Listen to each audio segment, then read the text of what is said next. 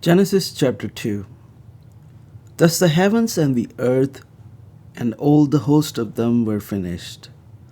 And on the seventh day God ended his work which he had done, and he rested on the seventh day from all his work which he had done. Then God blessed the seventh day and sanctified it, because in it he rested from all his work which God had created and made.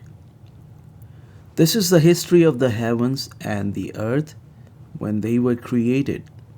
In the day that the Lord God made the earth and the heavens, before any plant of the field was in the earth, and before any herb of the field had grown. For the Lord God had not caused it to rain on earth, and there was no man to till the ground, but a mist went up from the earth and watered the whole face of the ground. And the Lord God formed man of the dust of the ground, and breathed into his nostrils the breath of life, and man became a living being. The Lord God planted a garden eastward in the Eden, and there he put the man whom he had formed.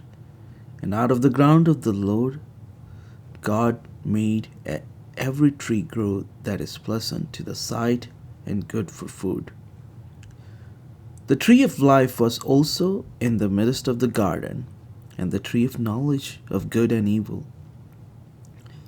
Now a river went out of Eden to water the garden, and from there it parted and became 4 river heads.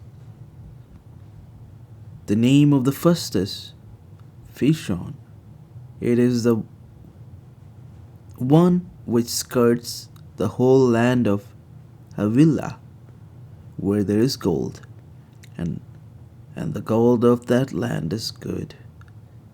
Bdellium and the onyx stones are there. The name of the second river is Gihon.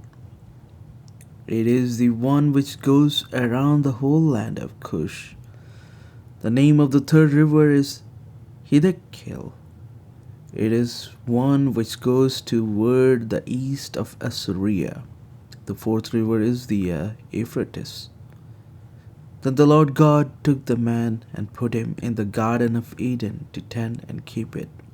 And the Lord God commanded the man, saying, Of every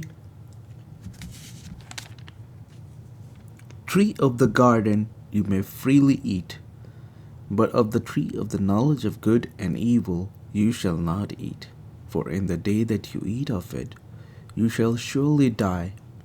And the Lord God said, It is not good that man should be alone. I will make him a helper comparable to him. Out of the ground the Lord God formed every beast of the field and every bird of the air, and brought them to Adam to see what he would call them. And whatever Adam called each living creature, that was its name. So Adam gave names to all cattle, to the birds of the air, and to every beast of the field. But for Adam there was not found a helper comparable to him. And the Lord God caused a deep sleep to fall on Adam, and he slept. And he took one of his ribs, and closed up the flesh in its place. Then the rib which the Lord God had taken from man, he made into a woman, and he brought her to the man. And Adam said, This is now bone of my bones and flesh of my flesh. She shall be called woman, because she was taken out of man. Therefore a man shall leave his father and mother, and be joined to his wife, and they shall become one flesh. And they were both naked, the man and his wife, and were not ashamed.